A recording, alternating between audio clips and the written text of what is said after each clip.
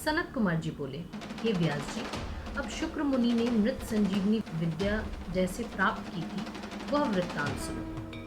पहले भार्गव शुक्राचार्य वाराणसी नामक नगरी में जाकर प्रभु विश्वनाथ का ध्यान करते हुए बहुत समय तक तप करने लगे।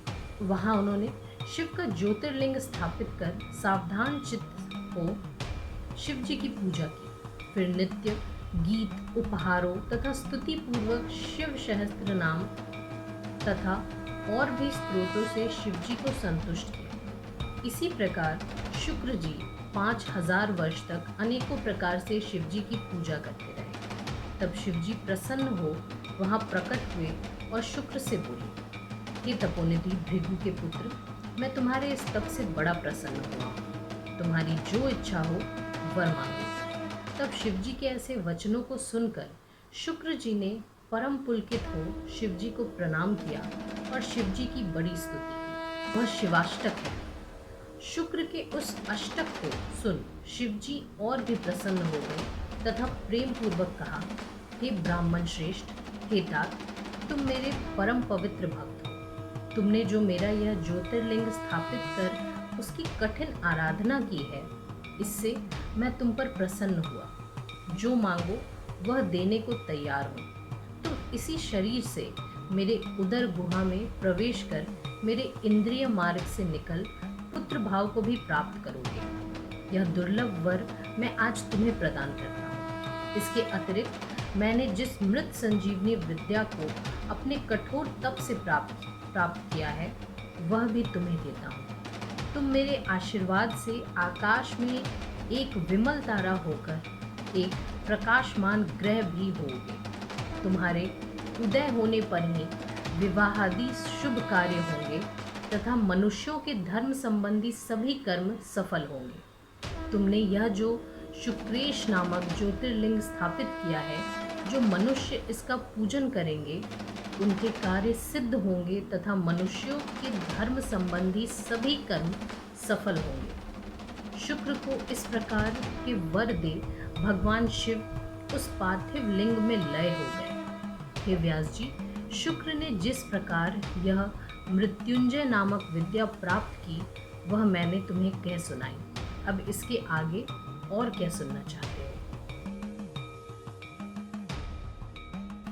व्यास जी बोले, हे सर्वज्ञ सनत कुमार जी, अब कृपा कर आप मुझे वह कथा सुनाइए जिसमें शिवजी ने बाणासुर को गणपति पद प्रदान किया था। सनत कुमार जी बोले, इस चरित्र में तो महाप्रभु शंकर की बाणासुर पर कृपा और भगवान शिव का कृष्ण जी के साथ युद्ध भी है। अब तुम अपने पवित्र मन और कानों से शिव लीला युक्त उस सुंदर इतिहास का श्रवण करो। कश्यप मुनि की बड़ी स्त्री दिति से हिरण्यकश्यपु और हिरण्याक्ष नामक महाबली पुत्र उत्पन्न हुए। उनमें हिरण्यकश्यपु के हलाद, अनुहलाद, सहलाद और प्रहलाद नाम के 4 पुत्र क्रमशः उत्पन्न हुए। प्रहलाद का पुत्र विरोचन, फिर उसका पुत्र बलि भी बड़ा दानी हुआ, जिसने वामन अवतारी भगवान विष्णु के मांगने पर उन्हें सारी पृथ्वी दान कर दी थी। उसी बलि का पुत्र शंकर जी का परम भक्त बाणासुर हुआ, जिसने अपने बल से तीनों लोकों के राजाओं को जीतकर शोषित नाम वाली नगरी बसा वहां रह राज्य करना आरंभ किया। एक समय उस महादैत्य ने अपनी हजारों भुजाओं के वाद से तांडव नृत्य कर शंकर जी को प्रसन्न किया। बाणासुर ने उनसे गणों सहित अपने पास निवास करने का वर मांगा।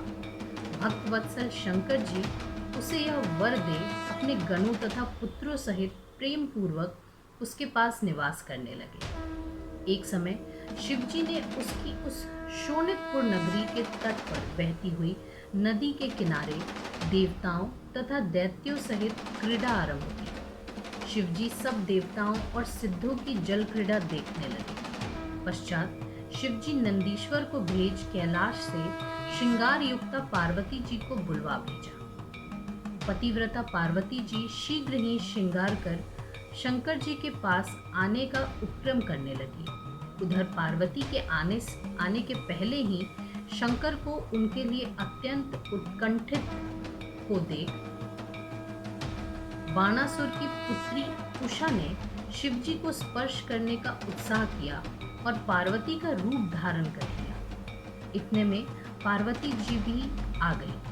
उन्होंने आते ही बाणासुर की पुत्री उषा का सब भाव जान लिया।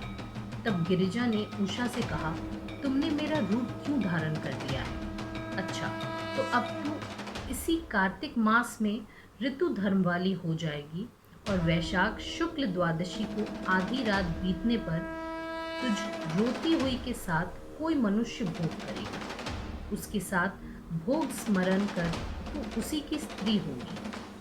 तू बाल्यकाल से ही विष्णु की भक्ता है, अतः ऐसा ही होगा। उससे ऐसा कह देवी पार्वती शिव के पास जा क्रीड़ा करने लगी। पश्चात शिव जी वहां से अंतर्ध्यान हो गए।